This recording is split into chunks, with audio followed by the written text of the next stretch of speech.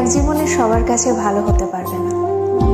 চেষ্টাও করো না কখনো সবার কাছে ভালো হওয়ার জন্য, কারণ সবার কাছে ভালো হতেই হবে এমন মাথার দিব্যি কেউ তোমায় দেয়নি।